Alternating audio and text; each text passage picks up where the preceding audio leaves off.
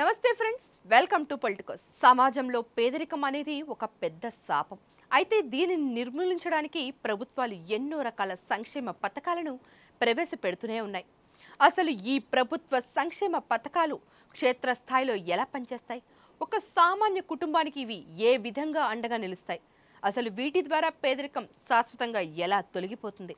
ఈరోజు మన స్పెషల్ వీడియోలో వీటి వెనుక ఉన్నటువంటి అసలైన సైన్స్ మరియు పూర్తి వివరాలను చాలా సింపుల్గా విశ్లేషించుకుందాం. ఈ వీడియోను ఎక్కడా కూడా స్కిప్ చేయకుండా చివరి వరకు చూసేయండి. మరి మన దేశంలో కానీ రాష్ట్రాల్లో కానీ అమలవుతున్నటువంటి సంక్షేమ పథకాలను ప్రధానంగా 3 రకాలుగా విభజించవచ్చు. మొదటిది ప్రత్యక్ష నగదు బదిలీ, రెండోది ఉచిత విద్య వైద్యం, ఇక మూడోది ఉపాధి మరియు మౌలిక వసతుల కల్పన. మొదటగా ప్రత్యక్ష నగదు బదిలీ లేదా డీబీటీ విధానం గురించి మాట్లాడుకున్నట్టయితే ఇది పేద కుటుంబాల చేతికి నేరుగా డబ్బును చేరవేస్తుంది.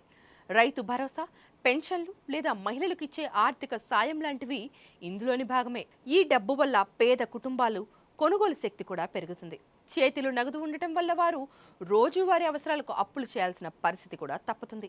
ఇది వారిని అప్పుల ఊబిల నుండి బయటపడేసి ఆర్థిక స్థిరత్వాన్ని అయితే కలగజేస్తుంది. ఇక రెండోది మరియు అత్యంత కీలకమైనది ఉచిత నాణ్యమైన విద్య వైద్యం. ఒక పేద కుటుంబం ఆర్థికంగా ఎదగకుండా ఆపే అతిపెద్ద రంగాలు ఇవే.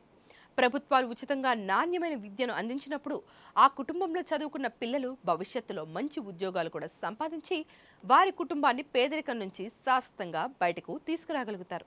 అలాగే ఉచిత వైద్య సదుపాయాలు లేదా ఆరోగ్య బీమా పథకాల వల్ల అకస్మాత్తుగా వచ్చే పెద్ద పెద్ద రోగాల ఖర్చుల నుండి కూడా పేదలు రక్షించబడుతున్నారు. లేదంటే వైద్యం కోసమే ఆస్తులు అమ్ముకొని మళ్ళీ పేదరికంలోకి జారిపోయే ప్రమాదం కూడా ఉంటుంది.